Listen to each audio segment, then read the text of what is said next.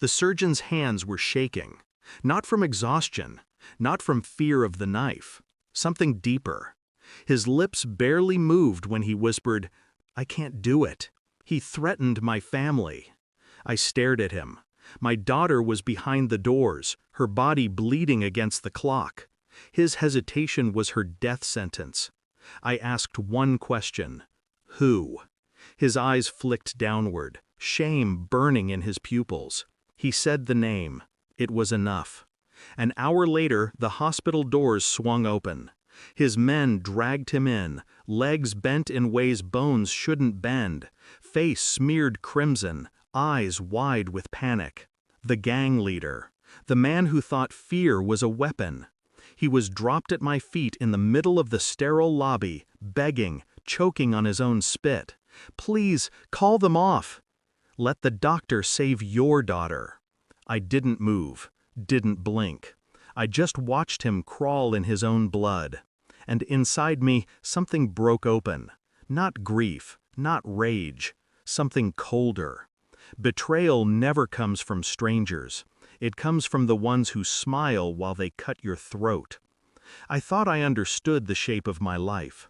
A wife who stood beside me, a daughter who carried pieces of us both, a house that echoed with the illusion of family. But illusions leak. It started small, my wife's late nights at work, the excuses, the glow of a phone turned away at just the right angle, her laughter, too light, too forced, at messages she never explained. I told myself not to dig, to believe what she wanted me to believe, because believing was easier than seeing the cracks. But when my daughter was rushed here, pale and fragile on the gurney, and the surgeon whispered that name, I understood. It wasn't just a gang leader. It was him, the man she thought I'd never find out about. And now his shadow reached into the operating room, threatening my daughter's life. Her secret wasn't hidden anymore. It was bleeding in front of me. I didn't confront her, not then. What good would words do when truth already hung in the air like smoke? Instead, I traced it back. Phone records, quiet observations. The townhouse where her car was parked when she claimed to be at the office. And the name. The same man whose threats had tied the surgeon's hands tonight. He wasn't just her lover. He was her protector, her danger, her second life. The irony was sharp enough to cut. She had built her safety in the arms of a man who would gamble with her daughter's blood. I played my part, husband, father, steady presence. But inside, every smile was calculation, every silence a weapon being sharpened. And when the surgeon said he couldn't operate, I didn't hesitate. I made the call. Not to the police, not to anyone official. To men who owed me favors. Men who understood debt and blood. An hour later, he was in the lobby. Her secret dragged into the light. She arrived moments later, my wife. Her eyes darted to the broken man on the floor, then back to me. Color drained from her face before I said a word. I didn't need to ask questions.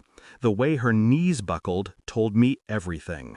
The affair, the lies, the fact that my daughter, our daughter, had nearly died because of the man she chose over us.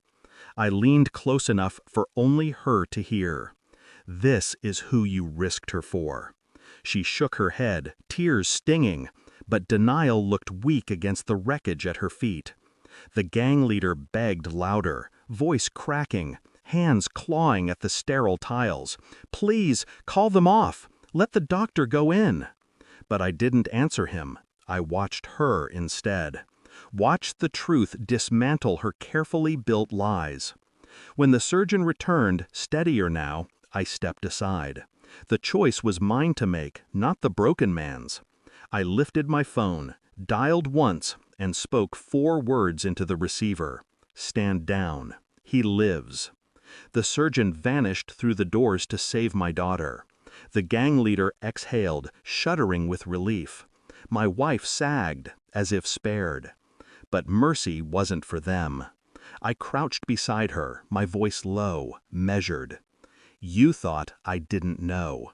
You thought secrets kept you safe. But look at him. Look at what he is. That's who you gave us away for. She wept, reaching for me.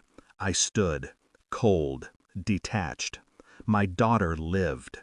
The surgeon's hands were steady, his oath intact.